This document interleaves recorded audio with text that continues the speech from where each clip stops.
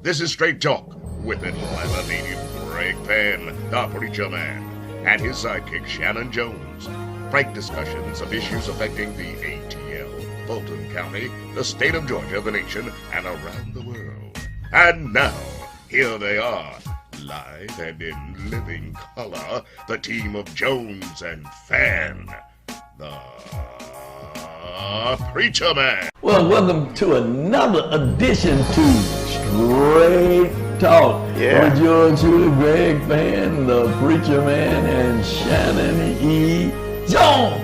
Hey, Shanan. I don't have a traffic report today. You don't? No, it was pretty easy.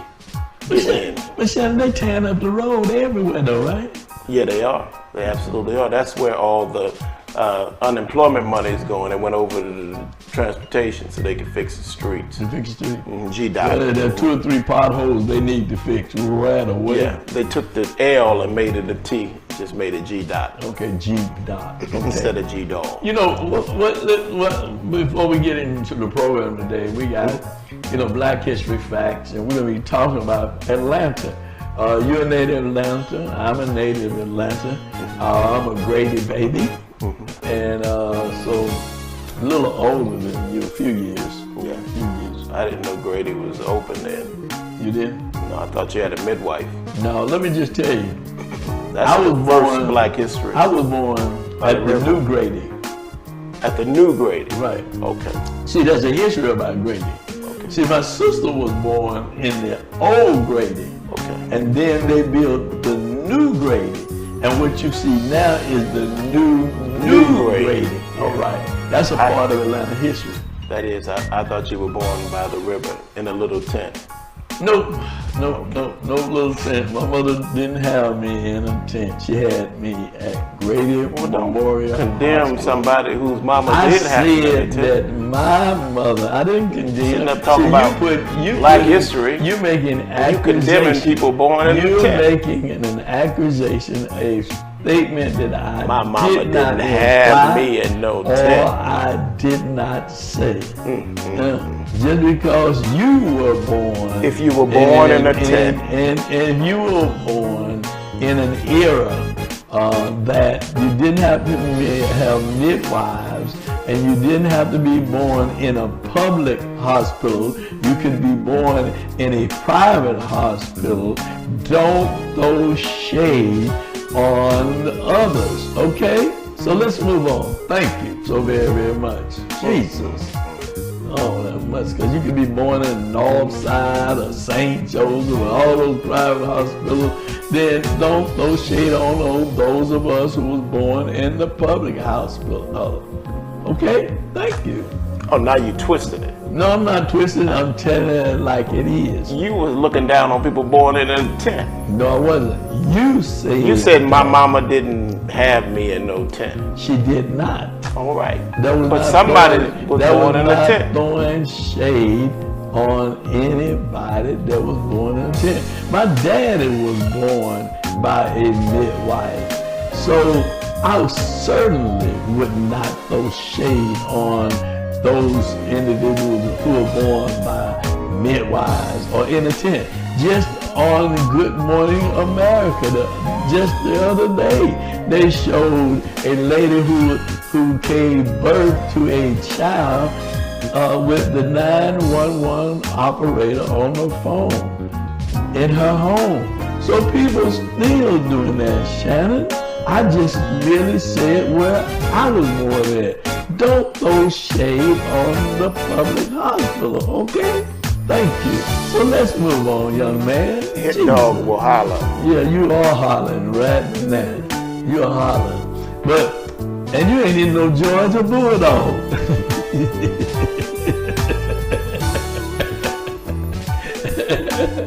Well, ladies and gentlemen, it's always good to be here with Was your Dr. White?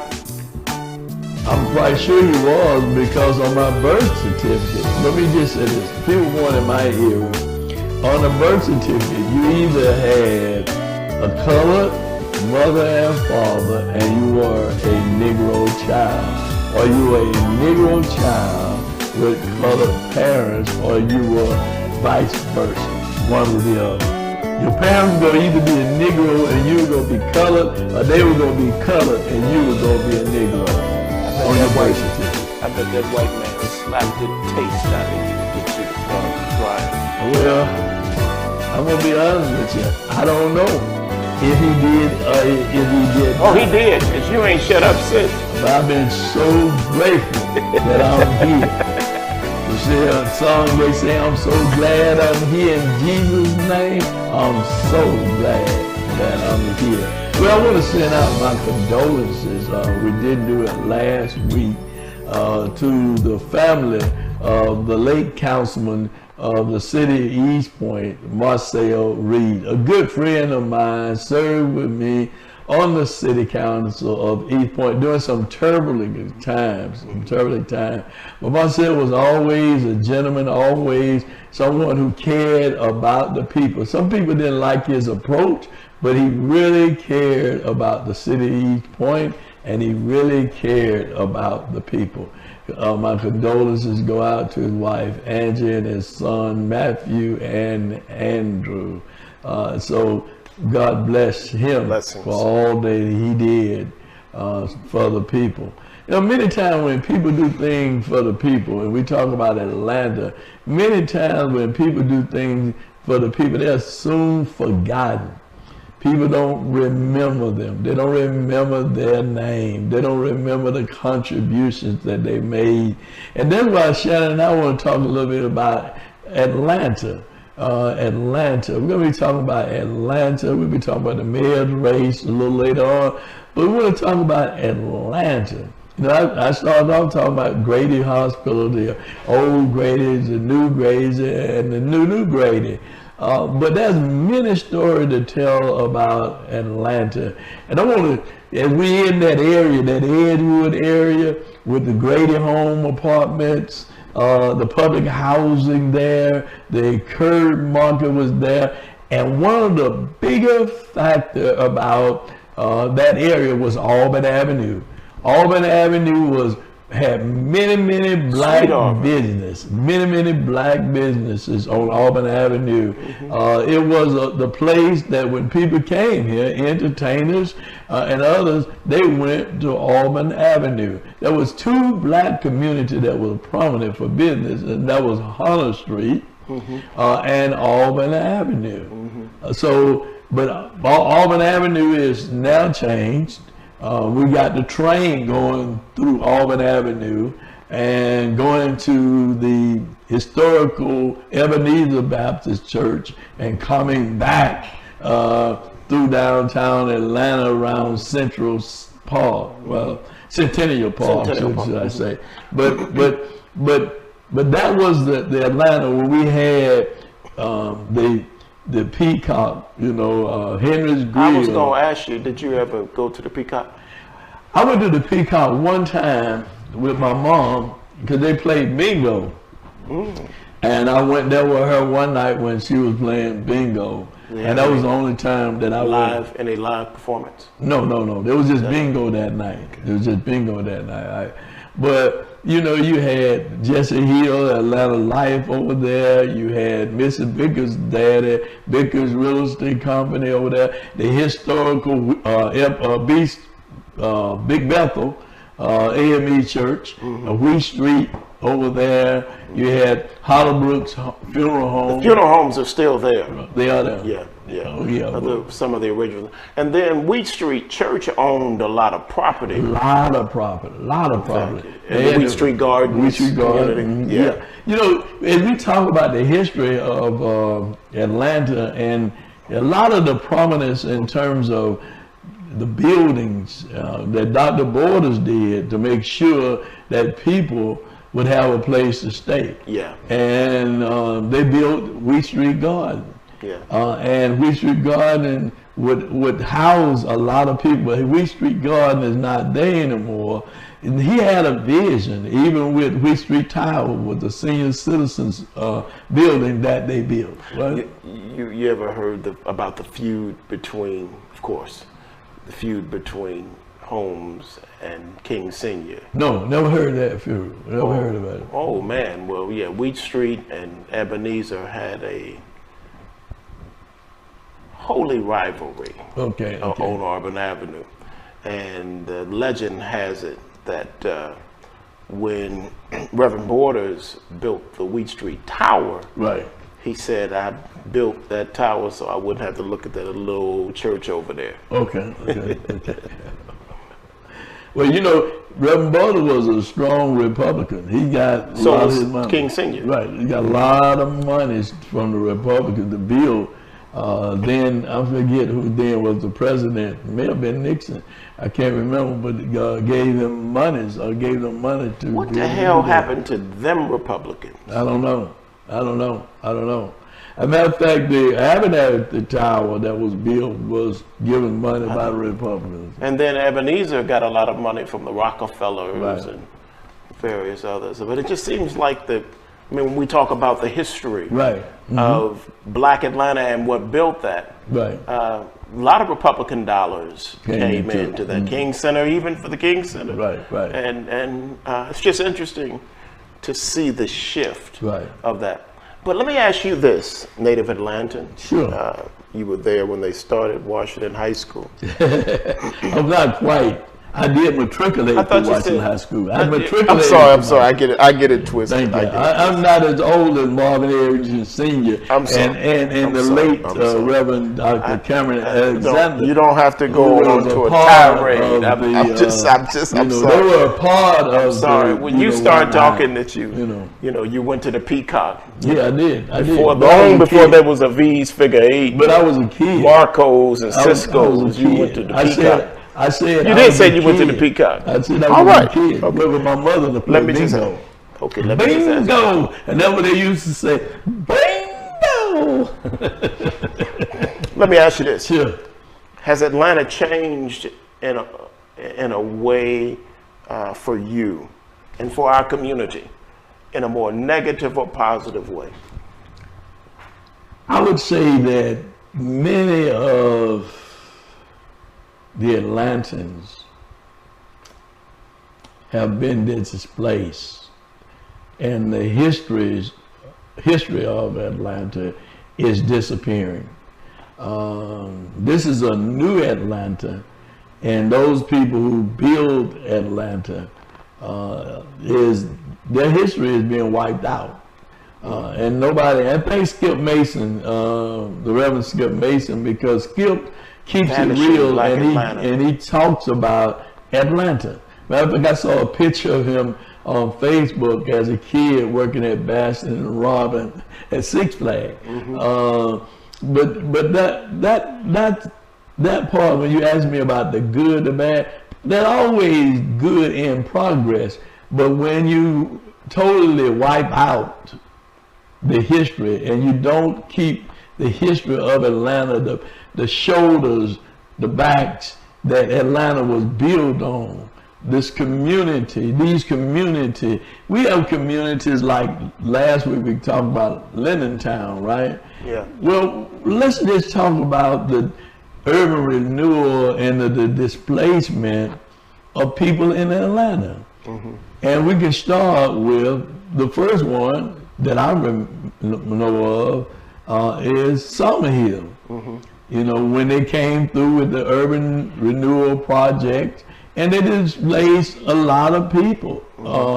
Churches were taken away. The community was scattered, dysfunctional. I mean, in terms of the old people who lived there, who had to move away from there, and many of them moved into what we then call public housing, right? The projects.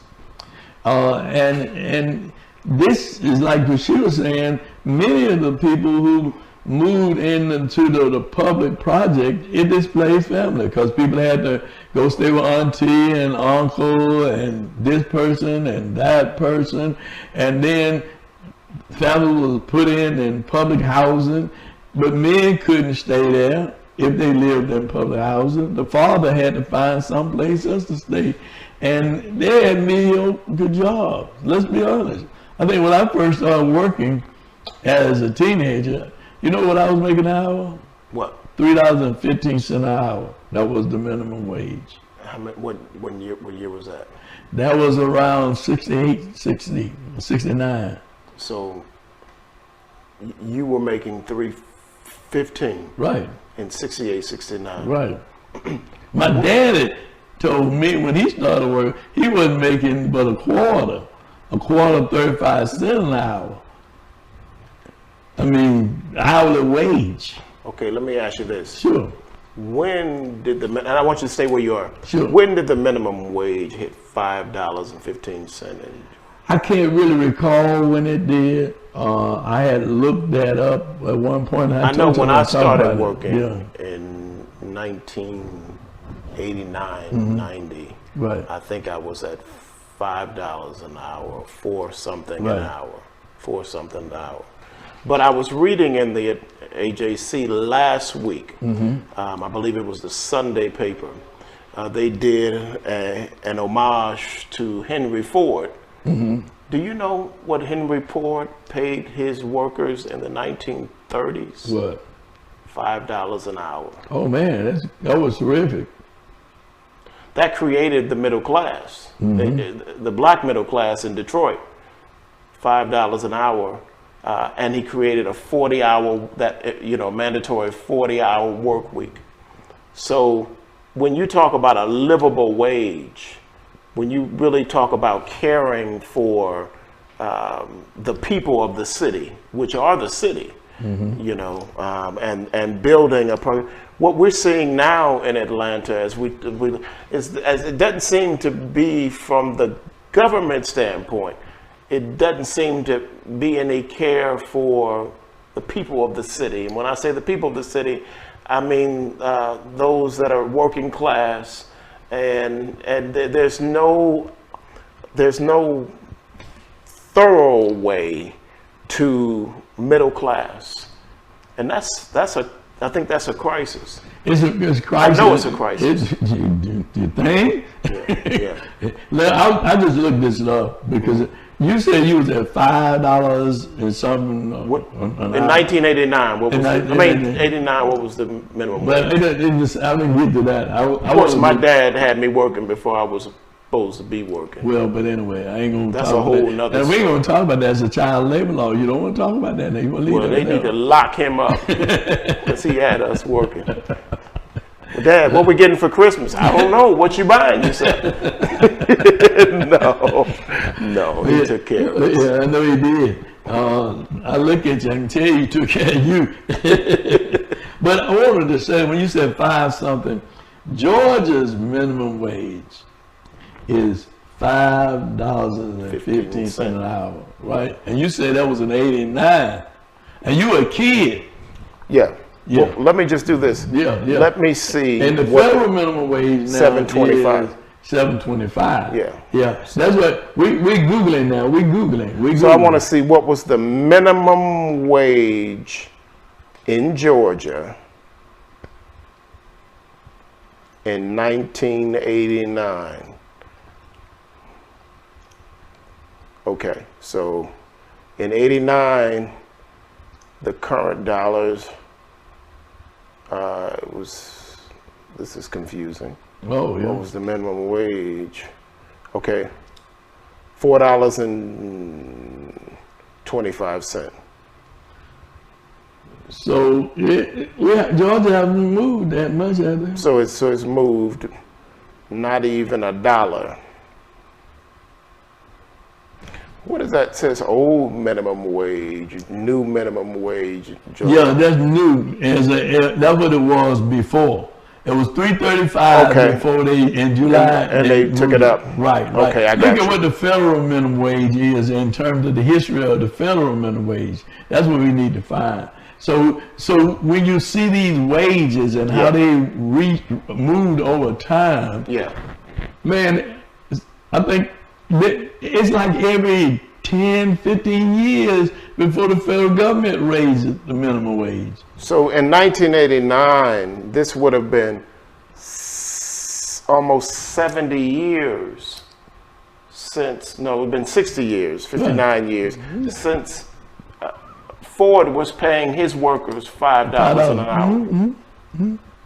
But see, he saw the value in the work of creating a product that would sell, that would make him money, a profit that he shared with those who helped him make money. So he shared. He shared the profits. He shared the profit. See, what we have now, the 1%ers who don't want to share the profit. They don't want to give anything. No, they don't want to give anything. But they don't want you. They want to starve you. But they don't want to see crime rise. They don't want to see you steal, break in houses, do all that. And there's a connection. Absolutely, direct between connection. Starving people, you know, and folks making it the best way they can. Okay. I'm not condoning it, but I certainly don't condone starving people either. Well, the rich get richer and the poor get poorer. But you know, I want to go back to the Atlanta. We talking about we got off on the wages and what have you. But I want to talk about the old Atlanta, the Simpson Street now, which is Boone, which is named after a prominent activist, a great preacher, one who did Operation Breadbasket and P.J. Wood Center for the Blind. They named that street after him, but the street is named after him, but the people that lived in that community and live in that community are being displaced. That's the problem that I'm saying when you're talking about progress in Atlanta, because anything that is around the Dome, not the Dome, I mean the Mercedes Stadium, that look like it, all of the west side, they're going further and further on the west side. Yeah. And so black communities like Hunter Street are now changed. Gentrified. Black communities like Auburn Avenue gentrified have now changed. So the old Atlanta that we knew is now a new Atlanta, which is totally different from the Atlanta that we grew up in. Stop, wait. How is it that with all of these... Wait, you mean Keisha Wade, she gonna run for something? I'm sure she will. Okay. I'm sure she will. Okay. But with all of these black politicians, Woo!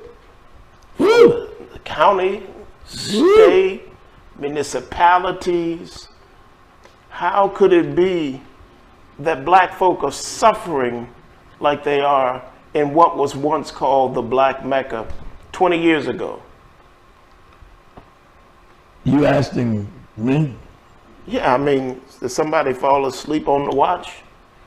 You asking me? Or were they never on the watch? Or are they on the take? Or what? I mean, for real, we need to discuss this. You asking me what we might have been better off with a bunch of Lindsey Grahams than all of these blackface politicians that allowed for our communities to be destabilized and defunded, or not defunded, but divested from, so that black folk are, by and large, are suffering in Maynard Jackson's Atlanta, which is no more. You asked me? Yeah, I mean.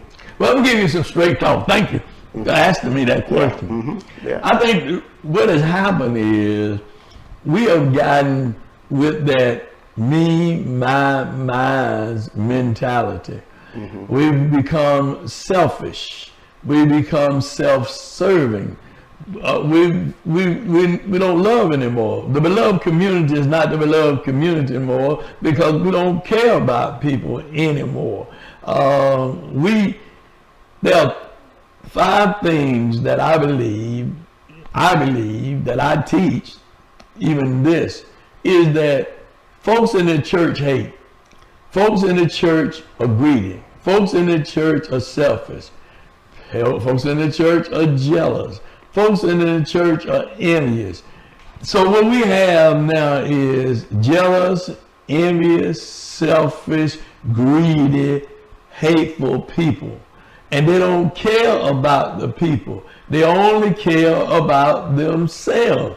and they only look out for themselves. You know, people are building up what they say a legacy or for their children. They're building up this wealth for their children. Well, let's change and shift gear. The people in Tulsa, the black businesses and business people in Tulsa was doing the same thing that many people say that they're doing today. Economic wealth for our kids. But they get it and then they turn around and take it away through some form of mechanism to take it from you. So, and then we elect politicians who get up there who help them. We had black politicians right after Reconstruction. People forget that. We did. The South. If you listen to last week when Representative London Lamar was talking, she was talking about that because what the people in Tennessee, the representative in Tennessee had said about how they gave different seats based on population, and we were only 3/5 of a person. 5 people, 3 of us counted for 5 people, 3 of us. So we always been duped and done in. And that's what we see. So we get caught up in the glitter and the glamour and the bright lights. I done made it. No. What does it profit a man? And I believe you said that earlier. To gain the whole world and lose his soul. If you're not looking out at Jesus said, for the least, the less, the lost, and the left out, he said, you go into hell. I think people forget about hell is real. They just think they're going to live forever. But you're not.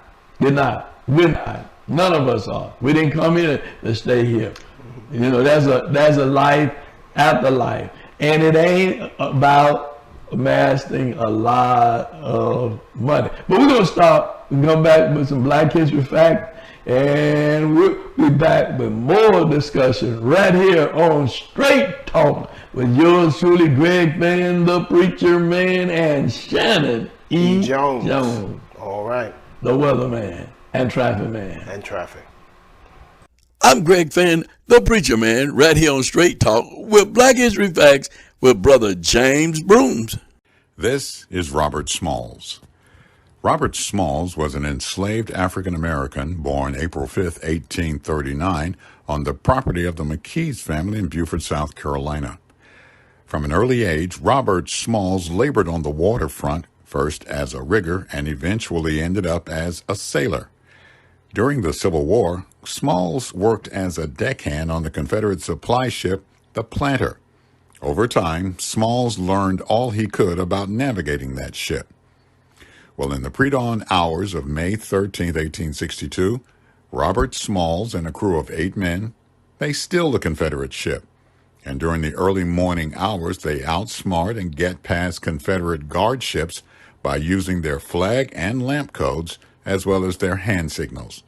So with 8 crew members, 5 women, and 3 children, Robert Smalls escapes to freedom, giving the Union Navy important documentations and information on Confederate shipping routes, mine locations, and the times that Confederate ships will be docking and departing.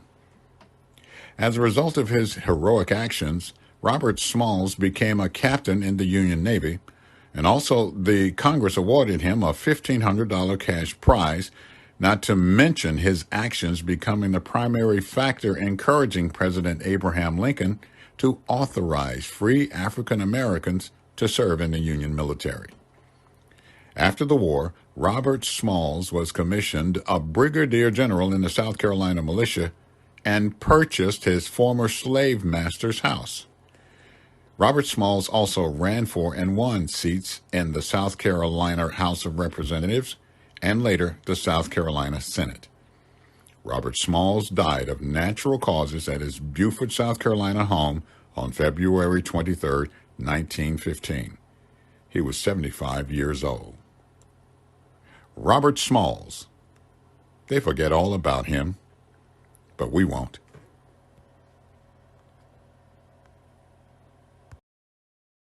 It's been Black History Facts with Brother James Broom right here on Straight Talk. Join us each and every Friday from 7 p.m. until 8 p.m. with yours truly, Greg Fann, the Preacher Man, and Shanan E. Jones. And do share these Black History Facts with your family and friend, and do tune in to Straight Talk. Won't you? It ain't nothing but straight talk. Well, great Black History Ooh, Facts. that was something, man. Woo, man. That man was, man. Was I mean, they talk about the spook who sat by the door. Mr. Smalls? Yeah. Yeah. Determination. Simple determination. See, that show you how smart we are as a people. He learned not only how to be a sailor, but how to actually steer and drive that boat. And he did it. And he freed some people and freed himself. I mean, the CIA, that's tradecraft, what he did, Doc. Yeah, okay. And to be able to do that. And I tell you, man, all these Negroes, we run off to college, and some of us, college and ruin more Negroes than bad whiskey, I'm telling you. This man didn't have any classical education. You know, not to denounce it, it's important, but just to think of the natural wisdom and ingenuity that he had. That was great, man. But you know what? Mama and them used to say, you need common sense. They call it mother wit, but common sense. Yeah. Yeah, they didn't have a whole lot of book sense, but they had plenty common sense. And he got you off that plantation. Yeah. He did do that. He helped a lot of people. Yeah. And that's what I'm saying. We need to tell our own story. You know, we know about certain people, but we don't know about other people who did great things to help our people, black people. Yeah. And history can only be told if we tell it. Mm-hmm. They don't want us to tell it. That's why they don't want racist, what do you call it? The racist... Critical race theory. Critical race theory. And you see, that this is, I mean, if you're going to tell the story of America, tell the story of America. Tell the story of America. I mean, you're saying that to talk about our history and our experience in America and why the wealth gap is where it is today, right, because white supremacy plays into all of these different areas, you know, to tell that, they say that's revisionist history. No, revisionist history is George Washington never told a lie. Lincoln freed the slaves because he loved them. I mean, that's all revisionist history, and it ain't true. Right. Yeah. But anyway. But anyway. But I'm small. That was powerful. But listen, that's why they only wanted to give us 1 week of Black history in school. And lied to you about that. Woo! Goodness gracious. Hey, we gonna keep on fighting until victory is won. That's right. Well, Shanan, there's time to talk about the mayor's race for the city of Atlanta. In the mayor's race. What's going on? Why is everybody jumping in this race? Muhammad Kasim Reed jumped back in. Mm-hmm. What you got to say about that? Well, I can say this. Shirley Franklin's coming. I thought you said Sam Marcel too. Everybody's getting in this race. Everybody's. I don't think he want to do it. I think he's going to be the Well, what about Andy? He's going to be the mayor of Buckhead. What about Andy? Andy Young? Yeah. In terms of what? Mayor. Oh, no. Okay. No, he's sitting back now and just watching, you know. Well, what about Bill Cameron coming back? Bill's playing golf. Okay.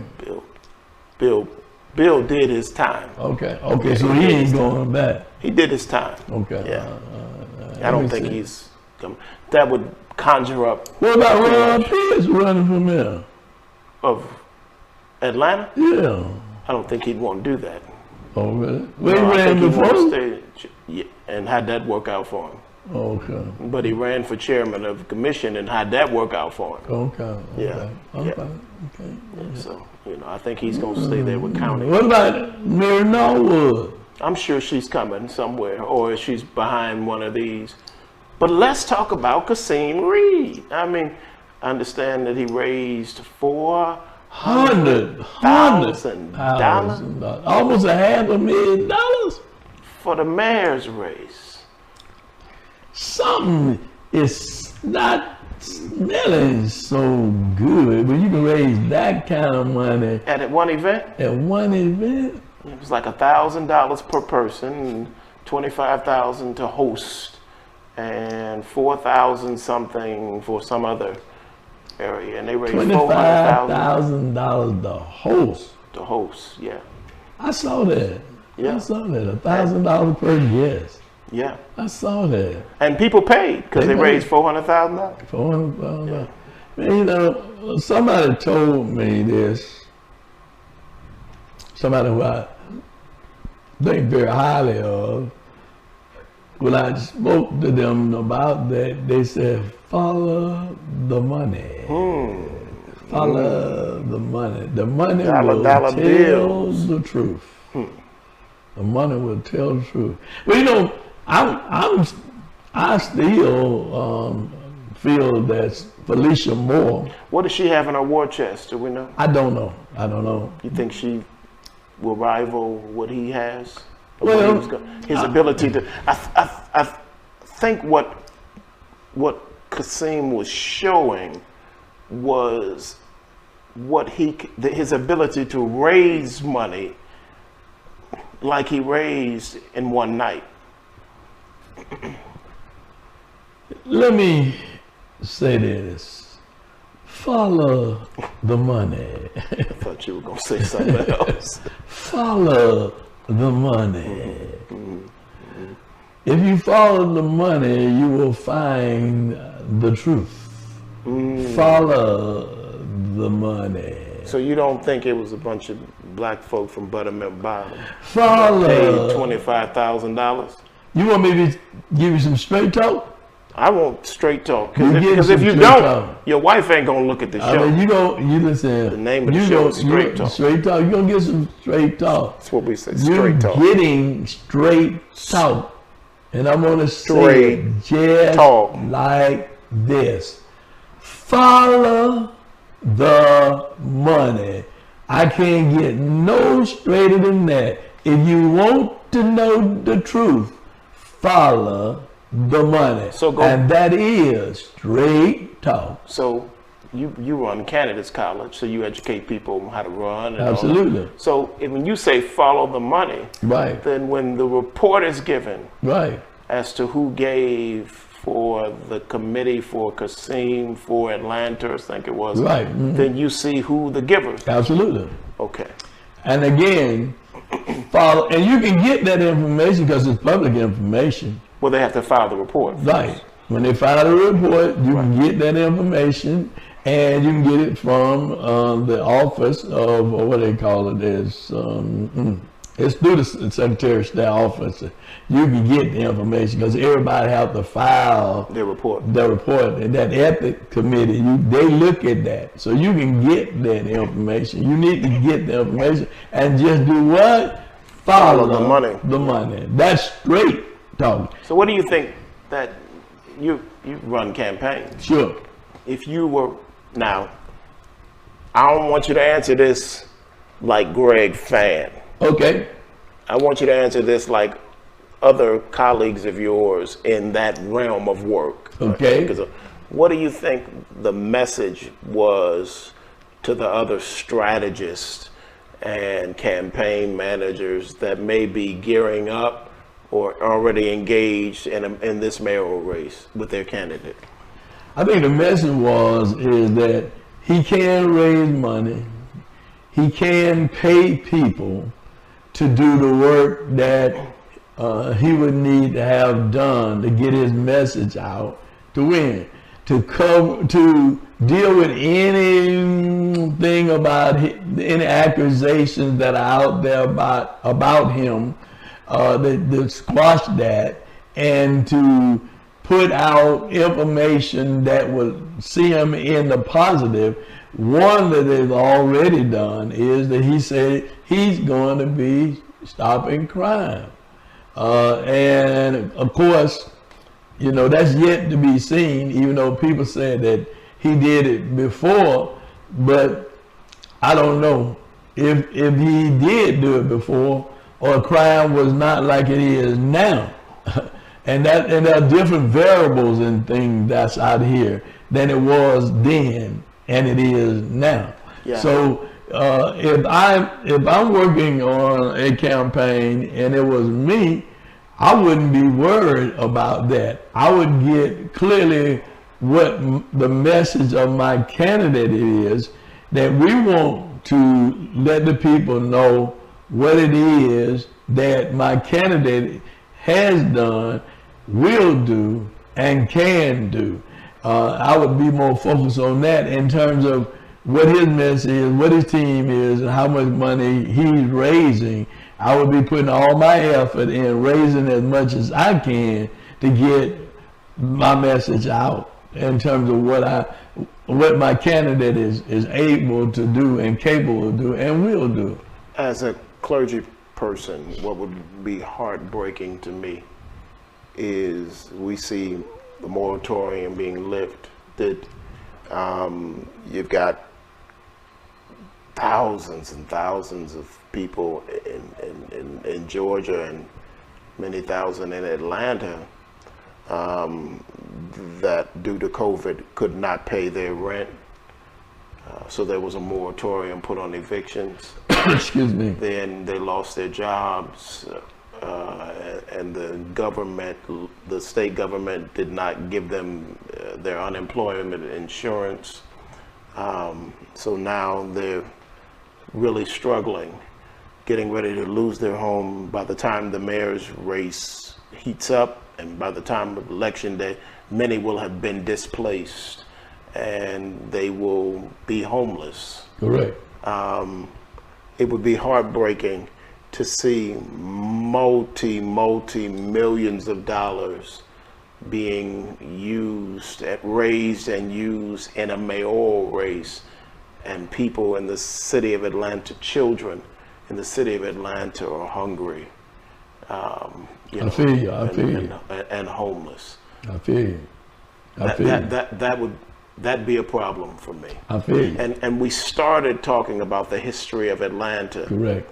And I would place in there the spirit of Atlanta, which had a kind of a helping hand. And as the ashes showed the city burn, the phoenix rose. And that's the symbol of Atlanta, rising.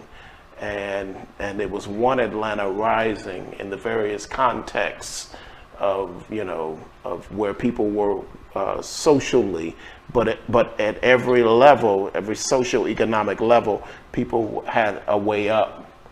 And it would be a shame to reduce the phoenix back to the ashes, and only a select few would enrich themselves, and they'll do it by looking at the millions of dollars that will be raised. Why would I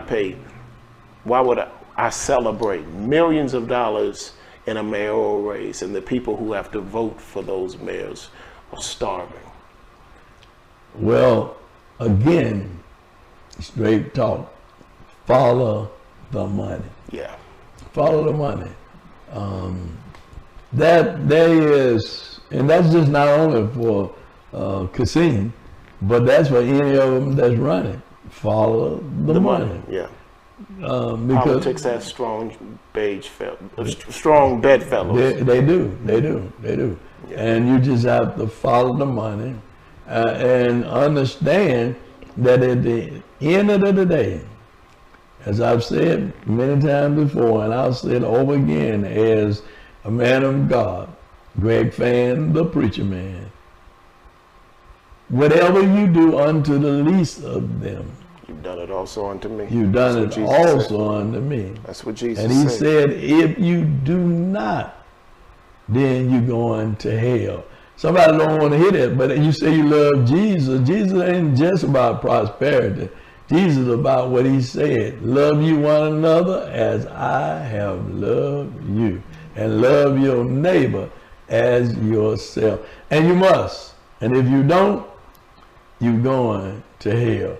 Well, Shanan, I thank you so very much, and been a great program. And join us next week right here on Straight Talk with none other than Greg Fann, the preacher man, and the Reverend Shanan E. Jones, the pastor of the Gathering Church. And he has another title. He's Mr. Weatherman and Traffic Man. And occasionally they let me be president of Concerned Black Clergy.